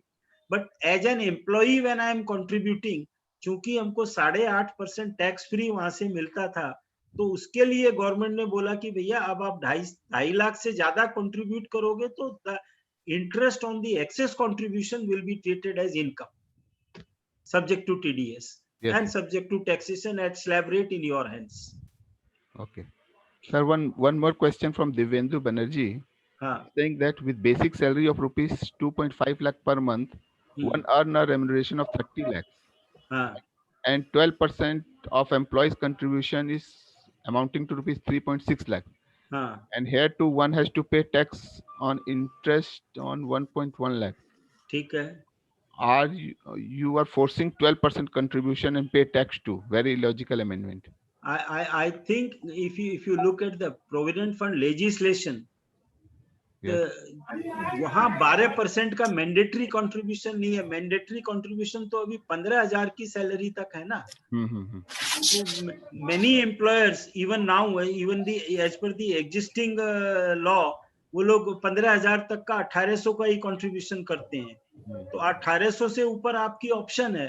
तो therefore that is you have to take a call कि मेरे को ये एक्सेस कंट्रीब्यूशन का टैक्सेबल इंटरेस्ट करना है कि नहीं करना है. सुभाष सराफ जी has raised his hands. Yes sir. Subhash, मैं अनम्यूट कर रहा हूँ सुभाष जी को. हेलो. हाँ सुभाष जी। गुप्ता जी नमस्कार। नमस्कार नमस्कार। मैं बोला कि लैंडमार्क चेंजेस आए हैं, उसमें मेरे को 2 चेंजेस में थोड़ा सा यदि क्लैरिटी दें। एक तो मुझे लग रहा है कि जो रीअसेसमेंट की प्रोसेसिंग जो पूरी लाई गई है, हाँ I think directly or indirectly they are putting more onus on the SSC than to them. Sir, reason to believe पहले उनके ऊपर था, अब वो reason to believe को डिफाइन कर रहे हैं और डिफाइन करके आपको पहले आपको शोकॉज दे रहे हैं। उस हाँ शोकॉज जवाब आप दे, डिस्पाइट द डिपार्टमेंट व्यू तो वैसा ही रहेगा, उनको तो जो करना करेंगे। मतलब सर देखिए, द प्रोसेस इज रिवर्स्ड। हाँ, पहले आप रीजंस उनके रीजंस लेके आप अपना ऑब्जेक्शन करते थे, अभी भी प्रैक्टिकली बात वही है। हाँ, right. नाउ दे विल, ये 6 क्राइटेरिया में उनको जो इंफॉर्मेशन मिलेगी उसके बेसिस पे वो 148A की नोटिस आपको इश्यू करेंगे। आप उस नोटिस के अगेंस्ट में अपना रिप्रेजेंटेशन और सबमिशन दीजिए, and then they will consider that submission or objection, and only thereafter, if they still feel that it is a case of escapement, then and only then they will issue you a notice. अब ये जो आपका जो second question है कि उनको जो करना है वो तो वही करेंगे सर। वो तो अब जब कोई भी नया चेंजेस आता है, तो अब जैसे अभी फेसलेस चल रहा है, तो मेनी ए पीपुल आस्क सर फेसलेस का क्या एक्सपीरियंस है। सर अभी तो हम लोग फेसलेस में खाली अपने साइड से सबमिशन दे रहे हैं, अब जो क्या रिस्पॉन्स आएंगे, कैसे वो एक्सेप्ट करेंगे, this is yet to be seen. Sir मैं ये बोल रहा हूँ कि जो अभी जो नई एसओपी आई है लास्ट 1 साल से, जो इन्वेस्टिगेशन विंग से जो भी इंफॉर्मेशन सब जगह डिसेमिनेट हो रही है एओ को एसओपी में है कि आप पहले 133(6) इशू करिए, आप पहले उसकी तहकीकात करिए कि वो जो इंफॉर्मेशन पास होने, is it really an action to be perform for reassessment proceeding, then only if you feel that it is also SOP से फॉलो तो हो रहा है। But in those cases, we're still finding the majority are cases that they're going for 147, 148. It is not the majority of cases they're not going. मैं आपको बता रहा हूँ, आपने जो अभी एसओपी का जिक्र किया, even in absence of SOP, there are Supreme Court and other courts decision कि merely because there is an information from the investigation wing, if the learned AO has not tried to apply that information to the facts of the case and come to a finding or conclusion or reasonable decision that yes, it is a case where there is likely to be escapement, तो principle तो वही है, but once again अब case to case basis पे कैसे क्या है, उस हिसाब से हम लोगों को आगे बढ़ना पड़ेगा। एक खाली फीडबैक मैं दूंगा पूरे हाउस को। On the basis of faceless assessment, I think we are dealing with around 40 cases of faceless, out of which 4 or 5 orders have come. Gupta ji मैं कह रहा हूँ अभी तक तो ऑर्डर इतने अच्छे आ रहे हैं, आप नहीं समझे कि जो पिछले साल एडिशन था वो भी इस साल नहीं किया despite taking the assessment orders. I think probably this is transition time. Subhash ji आप जो बोल रहे हो, मैं even we have, even our clients have also this, but जो आप बोल रहे हो that is very few and it is too early to conclude on this basis. That is what है। ऐसा आप जो बोल रहे हैं अभी जो आ रहे हैं अभी तक वो सब बहुत अच्छे आ रहे हैं, बहुत अच्छे आ रहे हैं। सेकेंडली लेट अस प्रे, अगर ऐसा होता है तो ठीक है भैया, अपने लोग अपना काम धंधा छोड़ के कहीं और लगेंगे।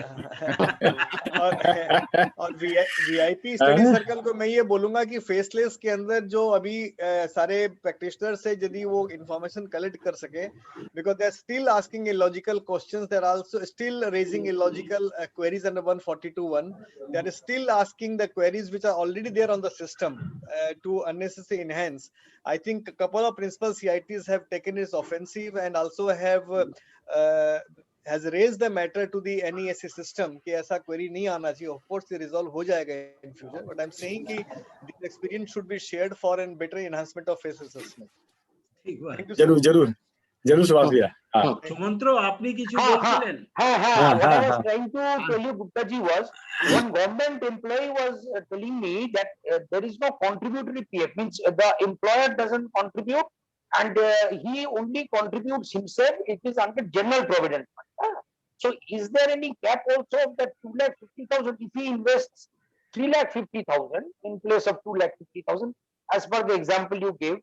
Then that extra interest that he earns over and above 2,50,000, because 2,50,000 ka interest is exempt. According interest वो tax, हाँ वो tax वो according income from to other sources आएगा. according to me, हाँ. even if you contribute in GPF Yes, in yes, excess that of is my- 2,50,000, Yes. that should also be covered, because GPF में भी rate of interest तो वही मिलेगा ना आपको, हाँ 8.5% ही है, right, 8.5%, right, right, और right. इस साल में it is likely to come down to say 8.25 or whatever it is. Right. But all the same, the object of investing in that higher amount is to get a tax-free income, which the Yes. government wants should be limited to Correct, contribution up to 2,50,000. तो Correct. वो तो very, restrict होगा. Right. Singhania जी Yes. कुछ बोल रहे थे. हाँ. राजेश भैया। हाँ, नमस्ते अंकल. नमस्ते गुप्ता सर. नमस्ते. Long time after I am hearing you. मेरे एक एक्सपीरियंस बोलूंगा और एक अदर देन बजट में एक क्वेश्चन करना चाहता हूँ जो मेरे ख्याल से कई लोगों के लिए रेलिवेंट होगा. फेसलेस असेसमेंट में मैंने अभी तक टोटल 6 केस किए हैं. इसमें से 3 तो एज पर रिटर्न ही आ गए और 2 में प्रॉब्लम ये आ गई कि 143(1) का उन्होंने जो भेजा था सारा एडजस्टमेंट करके, तब हमने एक रेक्टिफिकेशन रिटर्न फाइल की 154 में. उसके बाद में उन्होंने कहा कि आपके तो जो राइट्स है वो हम असेसिंग ऑफिसर को रिफर कर रहे हैं, तो आपका वहां पर सल्टारा हो जाएगा. और जब असेसमेंट प्रोसीडिंग्स स्टार्ट हुई, 142(1) नोटिस आई, सारी आई, तो उन्होंने जो मैंने जो क्वेश्चंस रेज किए थे, इंक्लूडिंग कि मैंने क्या किया था कि 26 AS से इंपोर्ट भी करना भूल गया था एक रिटर्न में, तो मेरे जो एडवांस टैक्स थे, जो मेरे TDS थे, वो भी मुझे क्रेडिट नहीं मिले. तो इन्होंने जब फाइनल जो असेसमेंट किया तो वो सब कोई भी क्वेरी नहीं की जो मैंने रेक्टिफिकेशन रिटर्न में डाल रखा था, और जो मेरा असेसमेंट है एज पर 143(1) के हिसाब से करके भेज दिया. नाउ अब क्वेश्चन ये है कि मैंने तो टैक्स दिया है, 26 AS में अपीयर भी कर रहा है, प्लस मेरे बहुत सारे रिक्वेस्ट है जिसके लिए मैंने रेक्टिफिकेशन फाइल किया था. तो अब मेरे पास में क्या स्कोप बचता है? क्या मैं अभी भी 154 में जाऊं या फिर अगेन अपील में भी जाऊं? You should go in both the proceedings. Appeal also. Yeah. लेकिन मैं एक चीज को देख के हैरान हूं कि मेरा अगर टैक्स का पेमेंट किया हुआ है, अगर मैंने रिटर्न में क्लेम नहीं किया, तो क्या वो मुझे 143(3) में भी उसका बेनिफिट नहीं देंगे? No, they will have to give non-claiming something in IT return which is otherwise legibly due to you or available to you. Article 265 of the Constitution, taxes cannot be recovered without authority of law, number 1, and ignorance or non-claim at the stage of return, but which is otherwise legally due to me or which I have otherwise paid. 100% I am entitled to that. 100%. Faceless assessment में मैंने ये देखा कि कुछ assessing officer ने इतनी query कर दी, like एक अगर नॉर्मल क्वेरी कर दी कि आपका कोई सेल या परचेज अगर 5 लाख रुपया टोटल साल में है, तो उस टोटल उसका मंथली आप डिटेल दीजिए with quantity and amount and with bills. मतलब इंटायर सेल और परचेज उन्होंने मांग लिया. एक केस में तो उन्होंने इंटायर कैश बुक मांग ली और तीसरे केस में उन्होंने इंटायर मेरे कैश वाउचर मांग लिए, जो कि मैंने तो जवाब दे दिया कि कैश वाउचर देना संभव नहीं, इतने सारे आप आदमी को डेप्यूट कीजिए और अपना वेरिफिकेशन करवाइए. तो उसमें क्या है, फेसलेस में in a situation where it is practically not possible to put it on a system or put it on the website, e-filing site, वहां पर आप you can put a request to the concerned jurisdictional commissioner that sir give me a personal hearing, तो फिर वो video conferencing करके, I mean there is a mechanism for that. अच्छा, okay. अब sir मेरा एक क्वेश्चन है जो बजट से थोड़ा सा हटके है. एक सर एक कंसेप्ट जो नया आ रहा है, मेंस प्रॉफिट, MENSE, मेंसने प्रॉफिट्स. हाँ, मेंसने प्रॉफिट, या मैं उसको शायद उच्चारण नहीं कर पा रहा हूँ. तो एक सेक्शन है 24B, 25B, यस सर, जो अनरियलाइज्ड रेंट होते हैं से आपको अगर कोई 50 साल रेंट नहीं मिला तो 30 साल में, लेकिन जब ये case income from other sources होता है, मैं छोटा सा एग्जांपल दे रहा हूँ. इसे एक चाय बागान की लैंड है, उस लैंड पर आर्मी जाके बैठ गई. आर्मी कहीं भी बैठ सकती है, तो उन्होंने मुझे उस समय कंपेंसेशन नहीं दिया. बाद में प्रोटेक्टेड, काफी लंबा लिटिगेशन चला, बाद में एक अवार्ड पास हुआ और उस अवार्ड में ये बोला गया कि आपको अब ये कंपेंसेशन दिया जाएगा because you have lost your plantation, आपको गाछ के जो दाम होते हैं, और अब उसका जो मुझे कंपेंसेशन एंड इंटरेस्ट। अब सर मुझे ये बताइए कि बहुत सारे आईटीटी के डिसीजन हैं, कुछ एक आंध्र प्रदेश हाई कोर्ट के भी डिसीजन है, हाल में एक दिल्ली हाई कोर्ट का भी डिसीजन आया है। तो ये मेरा कहना है कि कंपेंसेशन जो है वो क्या कैपिटल रिसीट करी जाएगी, और नहीं क्या हो गया, मैंने इंटरेस्ट ना वो ऊपर जो हैंड लोग दे रहे हैं क्या वो टैक्सेबल होगा? डाउन नहीं हो रहा है हमारा, हो गया है, क्वेश्चन करिए अलग से गुप्ता जी को, तुम देखो ना। देखिए आप जो बोल रहे हो, yes sir, principally Calcutta high court का भी डिसीजन है मेजने प्रॉफिट पे।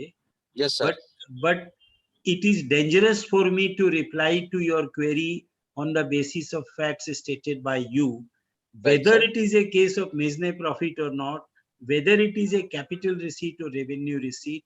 सर इसमें कॉमा फुल स्टॉप से हम लोगों को फैक्ट्स और सारी चीजों को एग्जामिन करना पड़ेगा, then and only then we will say whether it is income liable to tax, whether it is a case of measure profits, whether it should be taxed under 25B or not. ऐसे issue हम लोगों ने जब भी अपने professional career में office में examine किए हैं, तो हम लोग को 2 दिन 4 दिन तो खाली फैक्ट्स को समझने में लग जाते हैं Rajesh ji. So to be very honest, I may not be able to give you a offhand reply कि ये capital receipt होगा कि I will approach you with the papers. That will be in fitness of things according to me.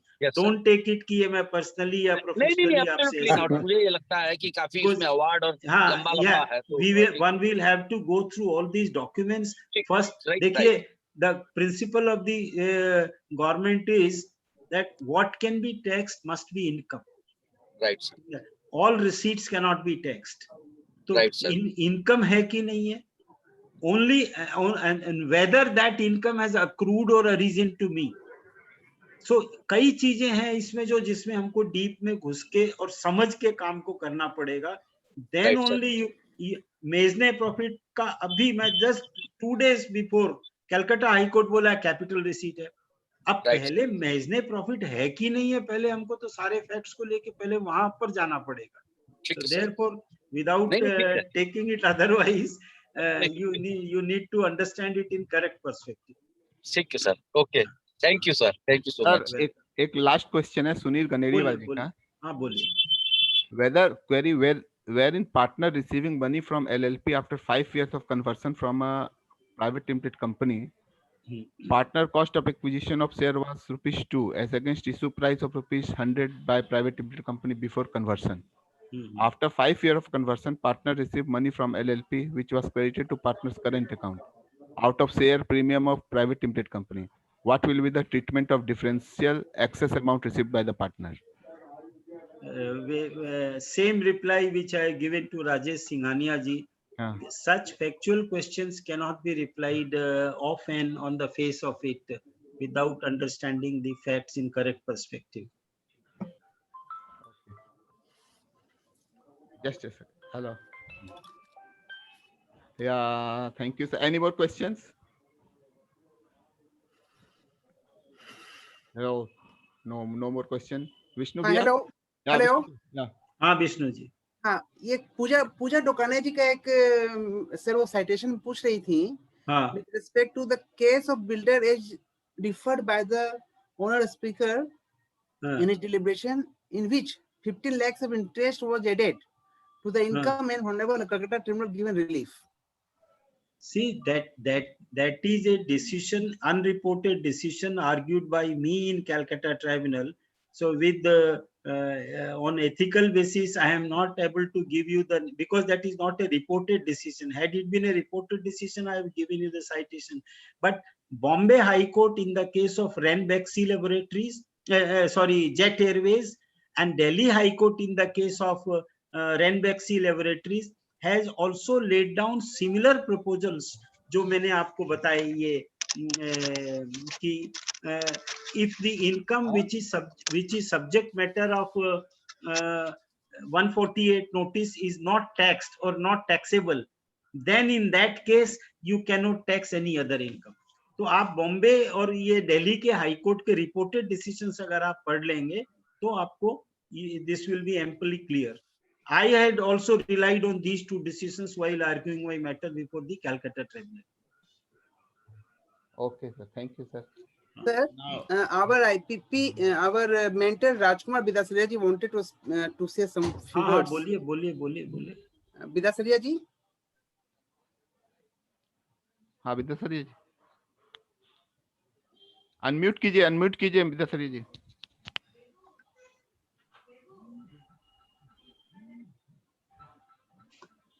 विद्यासारी, हाँ बोलिए. हाँ गुप्ता जी, सबसे पहले गुप्ता जी को नमस्कार. नमस्कार विद्यासारी. बाद अपने वर्चुअली फेस टू फेस मिल रहे हैं. और ये मैं लेट से ज्वाइन किया, इसके लिए आई एम नहीं. I express my apology, which is the late was beyond my control. Anyway, sir, Gupta ji is very known to our CA fraternity and very close to our hearts of our Kolkata Chartered Accountants. आपके पास in depth knowledge है और subject matter और related subjects का के ऊपर आप पूरा command रखते हैं. और हम लोग काफी स्पीकर्स को सुनते हैं, लेकिन फाइनल हम लोगों को जो सेटिस्फेक्शन होता है वो गुप्ता जी को सुनकर ही होता है. And he is also very cooperative and always ready to help the other fellow professionals. I personally have a very long-standing relationship with Gupta ji. I remember when I first visited his Mahatma Gandhi Road office about 30 years ago and got my problem solved. Like past years, Gupta ji explained our members on various budget provisions and has done a very elaborate coverage of budget amendments.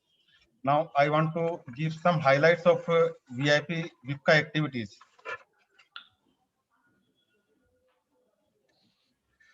Sir, we are having a very full-fledged library which is very active and well managed, and we have all types of books necessary for the students as well as members.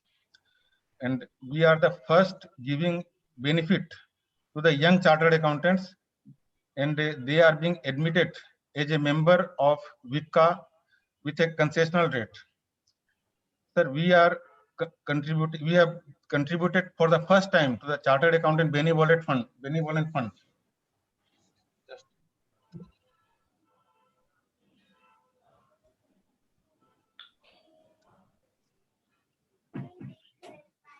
And we have felicitated founder members, and this has been started for the first time by our our president Vishnu ji, and he is introducing many new activities as a 21st president. We have at present around 800 strong members, and very soon our association is going to launch a mobile app, and our events are being covered in the print media, which are the best in the profession and useful to the CA fraternity. We are also trying to tie up with the national and international organizations to take VIPCA as leader, and Vishnuji and his team is taking the initiative. Some more historical decisions has been taken, and some will be taken in the next month too. We are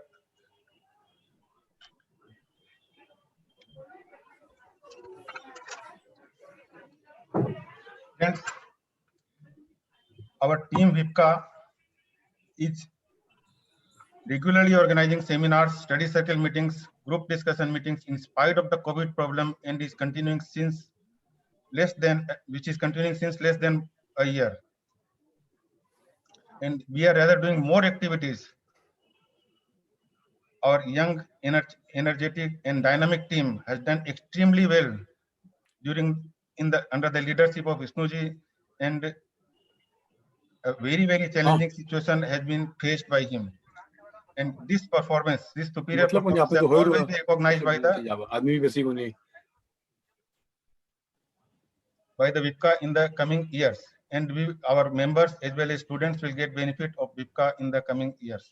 Now, with this, I hand over the proceedings to Vishnu back. Vishnu ji. As a gesture, I will request Vivek Bankaji to offer formal vote of thanks to our learned speaker. Thanks, Vishnu, the president of our association. On behalf of VIPCA, I would like to thank our learned speaker, S.S. Gupta ji, for sharing his views on budget analysis. Sir, you explained the said topic in a very nice and lucid manner. Really, the deliberation was very informative and interactive, and I hope all of us must have been benefited. Thanks a lot, sir. Thanks to all for joining on the Zoom. Thanks, Gupta sir. Thank you. Thank you. Thank you, Gupta ji. Thank you, Gupta ji. Thank you, everybody. Thank you, everybody. Yeah, thank you.